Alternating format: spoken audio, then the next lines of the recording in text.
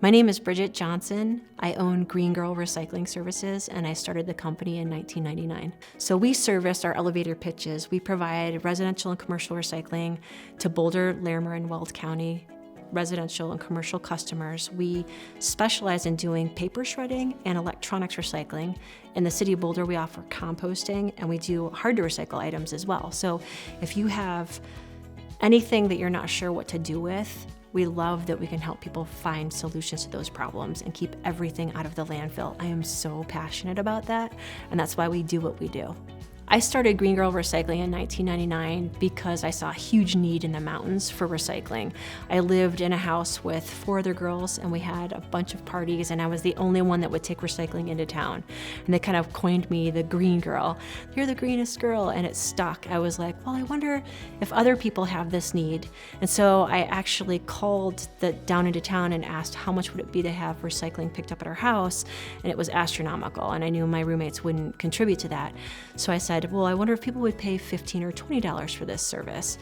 And so that was where Green Girl, kind of the idea came from. So to see if I could get it off the ground, I knocked on doors for 100 days straight. I started at the bottom of Sugarloaf Road, and I went all the way to the top, and then it morphed into all of Netherland. And as I kept going, people were saying, yes, yes, yes, come into my garage. Don't let the dog out. And so we've just grown since 1999. I had a little piece of crap Jeep that I used to drag a tiny motorcycle trailer around with and pick up recycling. And back in the day, you had to keep all the recycling separate. Fast forward a couple years, I bought a Ford 3/4 ton truck and built up the size in that and put barrels in the back, and we put recycling into that and could keep it all separate. My boyfriend wound up working for me. He was a painter, and my business was doing better than his, and so he's still with the company even though I started it. We do it together, which is a lot of fun. It's been great. We've been doing this 22 years. So it started in the mountains residentially, and then we had a lot of customers in the mountains who had businesses in town and said, hey, can you come to town? Can you come into my office and get my recycling? We need help. And so we did start to do that, and I had to change the business model and figure out how we were going to charge for those services, but always with red carpet treatment in mind, going inside, providing extra service. And that's why we've always been different. We really care about what we do. I love what we do. I still, after 22 years, like what I do. I get up in the morning and I'm jazzed. I don't have that many friends that are jazzed to get out of bed and go do what they do. So I feel like we're in the right industry and in the right time, and we're making a huge commitment and difference.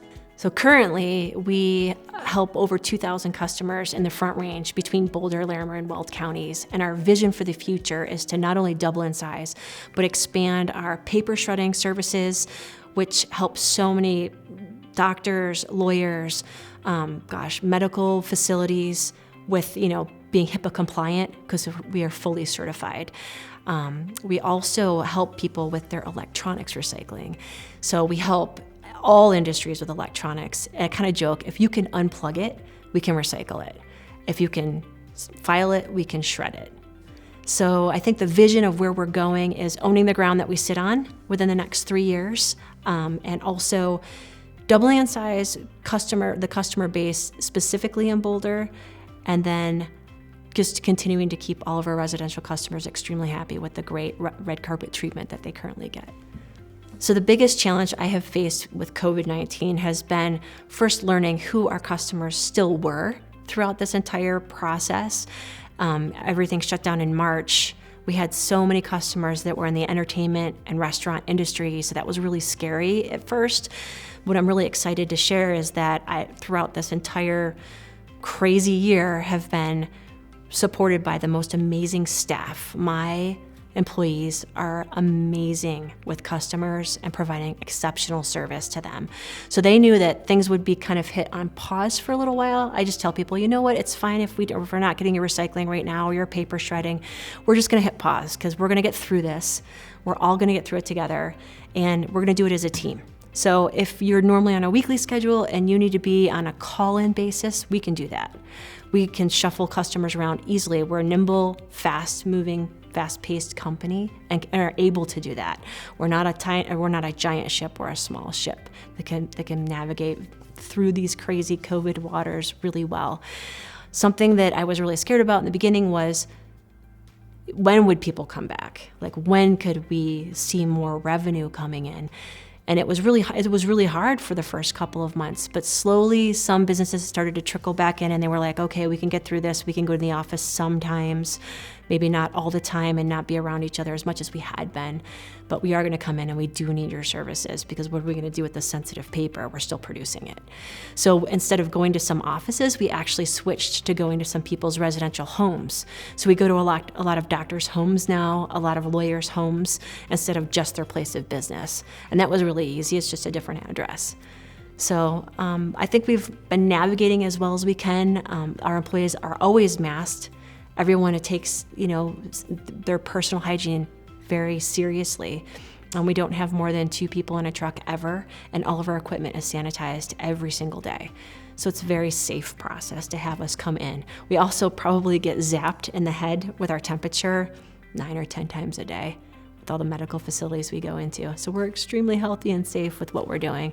When I'm not leading Green Girl Recycling, I'm ski patrolling at Bryan Mountain Nordic Ski Patrol.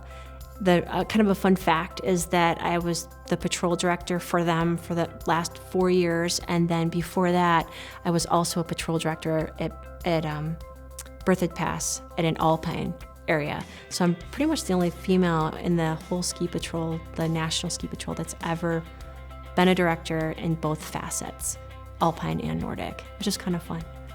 The best piece of business advice I ever received throughout my recycling career was from Anita Comer, who owns Waste Not Recycling, and she said, be careful what you ask for, because it will come. And I didn't really understand what that meant 10 years ago at all. I was kind of like, and she's right. When you're ready for something to come into your life and you're asking for it, it will come. But you have to be prepared to deal with the chaos that will ensue. But it's definitely the best piece of advice I've ever been given. The characteristics that I think it takes to be a Titan in industry is someone who has vision, very clear vision, and they know exactly where they're going and where they're leading their team. There's no deviating. They don't get sidetracked, and they're always positive. They're someone that you are motivated to follow and that you like to be around. There's someone like Jamie Zalman that I look up to so much in this industry, and then I'm so grateful I've had the opportunity to become a partner with and learn from. So there are people like Henry Ford, there are people like Carnegie, there are people like Anita Comer, who owns Waste Not Recycling. There's someone who knows their industry in and out, and they're able to share that and explain it to anybody on any wavelength so that you really understand where they're going and how they're going to get there.